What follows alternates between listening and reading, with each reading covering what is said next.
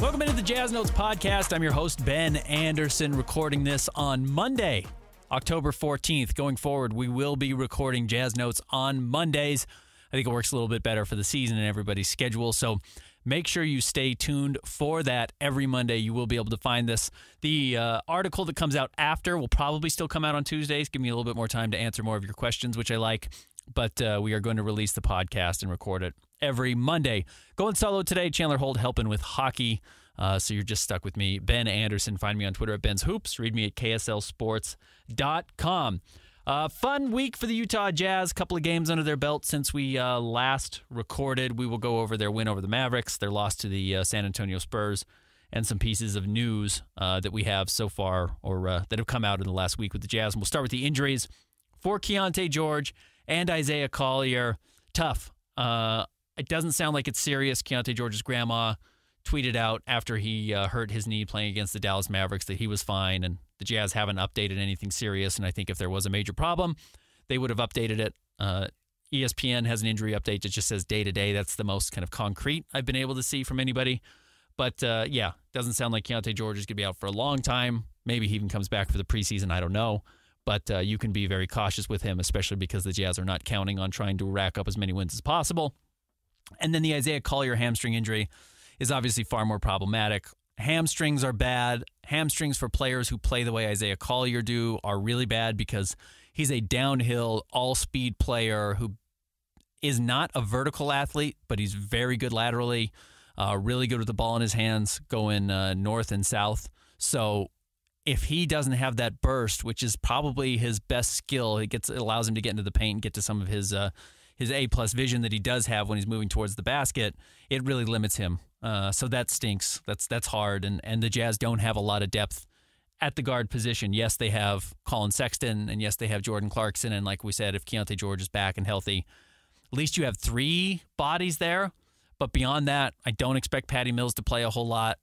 They would probably turn to Jason Preston, who is a two-way guard, and there's a reason he's still a two-way guard in the NBA. I'm just not totally sure if he is a guy that you can count on to play regular rotation minutes, and the Jazz just might not have a choice unless they want to go with Bryce Hendrick to play some of those backup guard minutes, which he has done early in the preseason already. So we may see more of that as well, especially if you give him like some actual practices to get there and feel that out. So this is a problem the Jazz are going to face all season. I'm trying to go over the roster in my head. You can look at it on paper and see where could they survive injuries, and unfortunately injuries are just a name of the game in the NBA and all of professional sports. The Jazz they don't have a lot of depth, and I will tell you a lot of that I think is probably by design. If they get hurt, they are going to be bad basically everywhere because Will Hardy wants to play a 10-man rotation. It's the four veterans, Lauri Markkanen, John Collins, Jordan Clarkson, Colin Sexton. Then we'll put Walker Kessler as kind of that one in-between veteran, in-between young guy, and then five young guys. And that's Cody Williams and Isaiah Collier from this year's draft, and then the three players from last year's draft, Keyonte George, Taylor Hendricks, and Bryce Hendrick. If one of those 10 guys gets hurt, you could go to Drew Eubanks in the front court, so you've got some depth there. You could go to Kyle Filipowski, but he's really young and still really working on his game. We'll talk a little bit more about him coming up in the mailbag. But you see why there's some depth issues there. If you get hurt on the wing, like let's say a Lauri Markkanen is out or Cody Williams is out, you could go to Svi Mykhailiuk and Svi can play. He can really shoot. Like truthfully, Svi Mykhailiuk is better today than Cody Williams is. He's a better player just because he's been in the NBA as long as he has and knows how to play. But the Jazz don't really want to do that. They just, again, and in the backcourt, you get an injury or two injuries, and that's kind of the part I haven't touched on. If you get two injuries at any one position, like the Jazz are facing right now at point guard, you get really thin really quickly. And if you're worried the Jazz might be too good to win games or are too good to lose too many games, and they're going to accidentally win 30 games again and play themselves out of the conversation to get into Cooper Flag territory in the draft, I think you can see the injuries and the lack of depth as being a real way that the Jazz will make sure that they have, 60 losses or close to at the end of the season. So they're still very much in that conversation, and you're seeing it a little bit here already in the preseason. Other bits of news, Ryan Smith said he wants to make sure that SEG Plus is able to accommodate fans who want to watch both the Jazz and the Utah Hockey Club play at the same time. He hasn't really laid out how to do that. I have run into that issue as I've been trying to watch the hockey team play at the same time as Jazz games, and you got to kind of flip between either having it on live television on one and the other game on your phone. We will see what the what the answer is there. I'm not sure it's a huge problem for a lot of people right now because, like me, you could watch one on an iPad and watch one on a TV. But if your only option is, paying for the streaming on SCG Plus, and you picked both plans where you get both hockey and the Jazz, it sounds like hopefully there will be a solution for you soon, but we're not sure what that's going to look like. All right, let's look back at the games really quickly. Jazz beat the Mavericks, went on the road. I thought looked pretty impressive.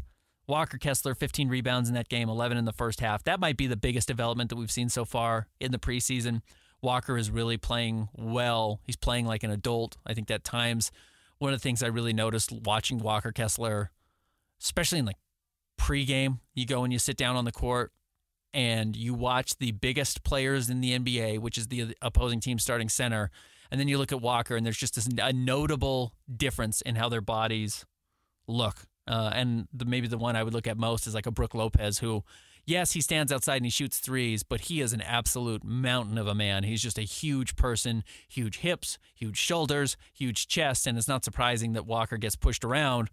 Now you've got Walker up over 270 pounds, and against Dallas, playing against Derek Lively, who's also a very big body but younger, Walker just pushed him out of the way on some of those rebounds. Walker looked much stronger, and I think that's a good sign. He's averaging almost 10 rebounds in just 23 minutes a game, so that's a huge plus for the Jazz, and he played okay against the Spurs as well, even though he was really kind of the only veteran outside of Colin Sexton in that lineup and didn't have to play a lot. So we'll see how the Jazz manage him going forward, but the early experiment of playing Walker Kessler, I thought he was a little slow to get going in the first two games, but has looked good in the last two games of the preseason, and we'll see what he does coming up for the final two games, see how he plays there. And then in the loss to the Spurs, you saw Cody Williams find his jump shot, and that's just critical for him. He is so slight, speaking of tinier bodies. He is so thin that he can't go and pinball around in the paint and A, avoid injury, or B, expected to finish with any real regularity, even though he's a very good finisher. So he's got to be able to hit threes, because if he hits threes, A, he creates space for his teammates, but he creates space for himself, because if he's shooting the three well, which he hadn't made a three before the win or the loss to the Spurs on Saturday night, if he's shooting the three well, teams have to close out on him. And when they close out on him, he can just dribble past them and get to a mid-range or get to the paint and get an easy basket.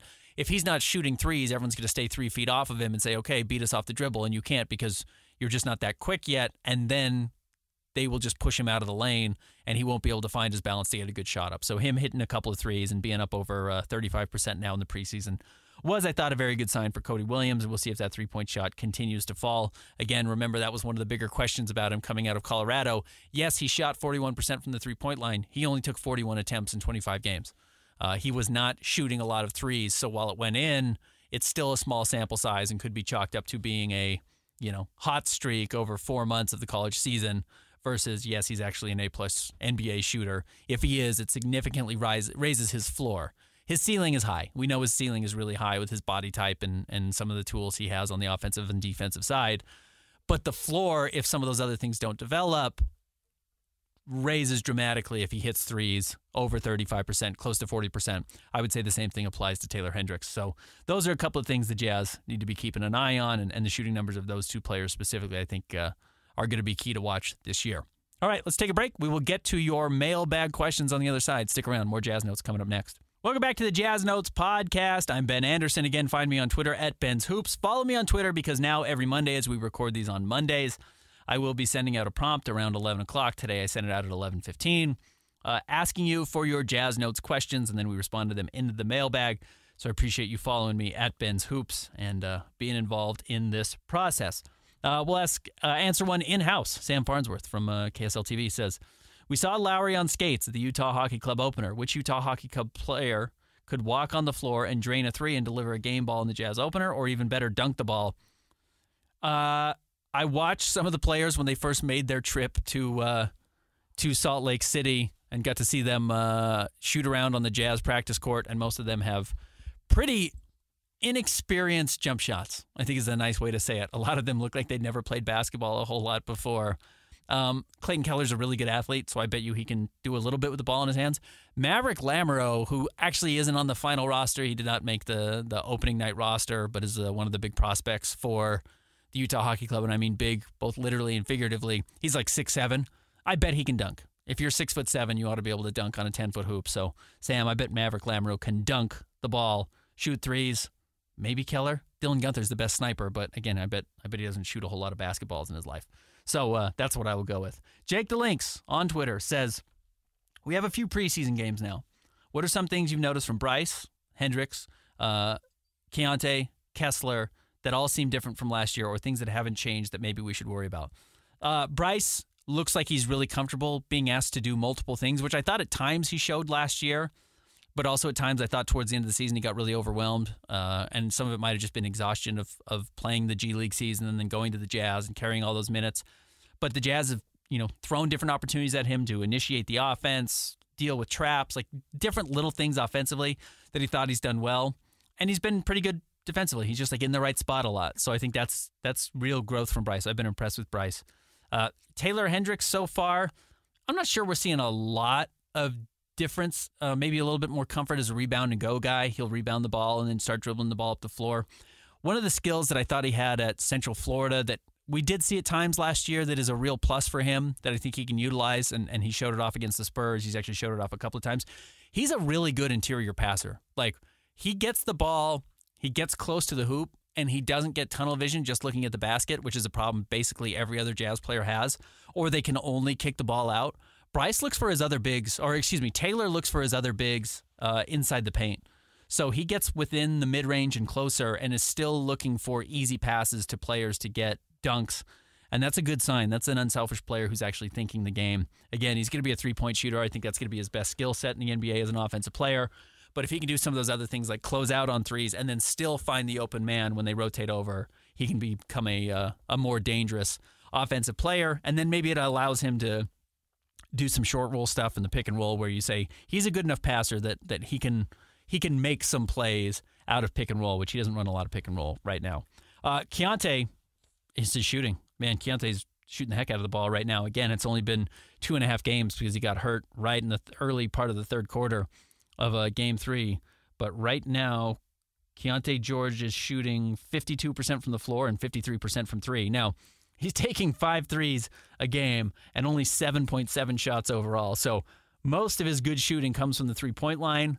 As that three-point shooting dips, he's not going to shoot 50% from three. As that dips, so too will his field goal percentage. But if he is a 38% three-point shooter this year as opposed to 33 last year or 40, his field goal percentage is going to stay a lot higher because he's gotten better getting into the paint. I actually like some of his finishing. He's like getting closer to the basket. Last year, I thought because he was so slender, he would shoot a lot of shots even when he got into the paint, like falling away from the basket or getting pushed out of bounds. That's just a really hard shot to make. He's getting better at just cutting to the rim and beating guys to the spot and finishing easier. But, his shooting numbers have been super impressive through the first 2 games. I think that's a really good sign. Still does some weird things defensively where he just like totally misreads the situation and collapses on the wrong guy or rotates or isn't on the right space of the floor by like 15 feet. There's still some issues there that he's got to clean up. But the shooting numbers are the most important aspect of Keyonte George's development. And so far, he's gotten there, and he's shown it well. I already mentioned, I think Walker Kessler's rebounding has been superb. 10 rebounds a game in 23 minutes. Big guy's got to rebound. Carlos Boozer wasn't ever a great defensive player, but he grabbed a ton of rebounds. Mehmet Okur was a pretty good rebounder. You can be a bad defensive player if you end possessions. Walker Kessler's a good defensive player, but if you're a good defensive player who blocks shots but doesn't end possessions by not rebounding, you've done the inverse of the Boozer or the Mehmet Okur thing, and that becomes really difficult to keep you on the floor. So challenging shots and then finishing the possession by getting the ball back is huge. That will improve the Jazz defense a lot. So that's a good sign, certainly, from Walker Kessler. Jake, thank you for the question. Jason Barnett, will we see any of the vets for the rest of the preseason? I'd imagine. I think, obviously with the injuries to Isaiah Collier and Keyonte George, you probably have to play Jordan Clarkson. And maybe we'll even see Patty Mills get a little bit of playing time. But, yes, I think the Jazz absolutely have to play a couple of the guys if they want to just have a rotation. And I expect, you just want to keep Lowry sharp. I know they didn't play against the Spurs. Maybe they play against the Kings on Tuesday night in the Jazz's final preseason home game, and then they rest against Portland. I could see that. I think that makes a lot of sense. This question coming from my DMs. You can always DM me on Twitter at Ben's Hoops. It's one of the easier way to do it. Who hangs the championship banner first, the Utah Hockey Club or the Jazz? Probably the Hockey Club. They are already really good and young. These teams get locked up for a long time. From my understanding, everyone in the hockey world has been really amazed with how cool Utah is and what a great Utah town, hockey town Utah has become. So I think they're going to be exciting. I think it's going to be not a destination city in the NHL, and I'm not going to pretend I know what the destination cities are. I mean, obviously the Kings are a big deal, and the Rangers are a big deal, and the Canadian clubs are a big deal in Canada. But I think Utah can become a cool place, and you look at the fact that the Avalanche have won a lot of Stanley Cups. You could see that, or you have won the Stanley Cup several times, I should say. There's only one Stanley Cup.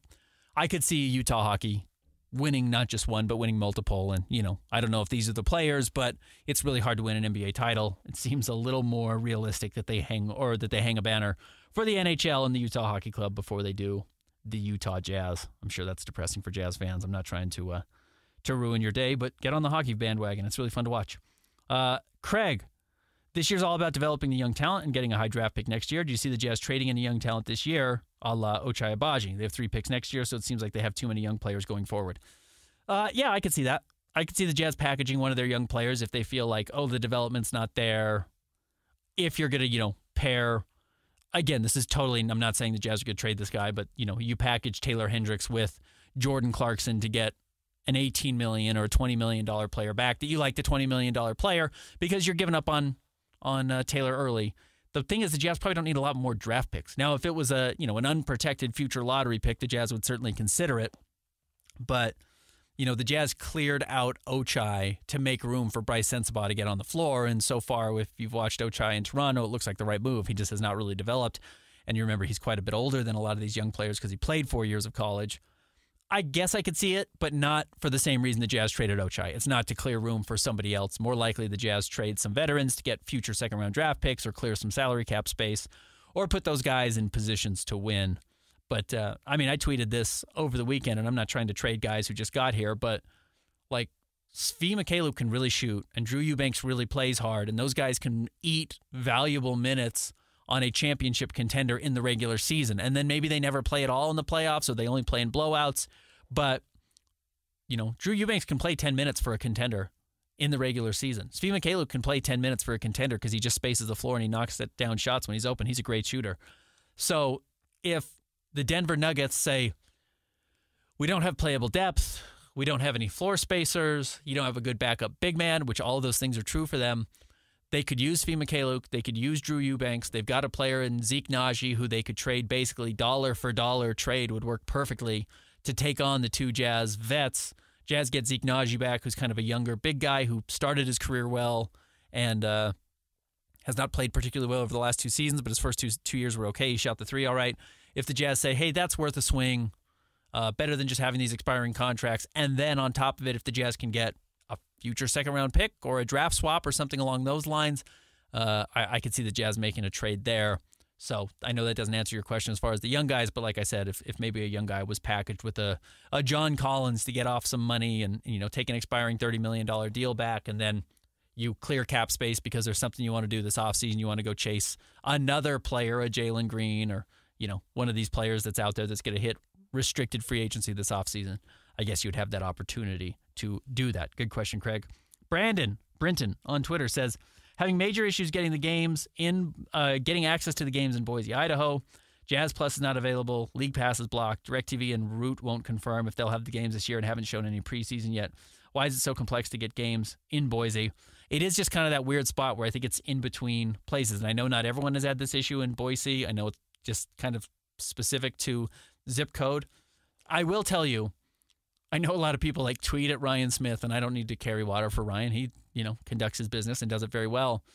The Jazz do not control who gets to watch their games. The NBA controls League Pass, and wherever the League Pass covers, the Jazz can't broadcast in. And where League Pass doesn't cover, the Jazz can broadcast. It's just kind of this funky situation where you can only present where the other one's not covered. And I know that they work with them and they try and make sure that everyone has access to the games and everyone has access to everything.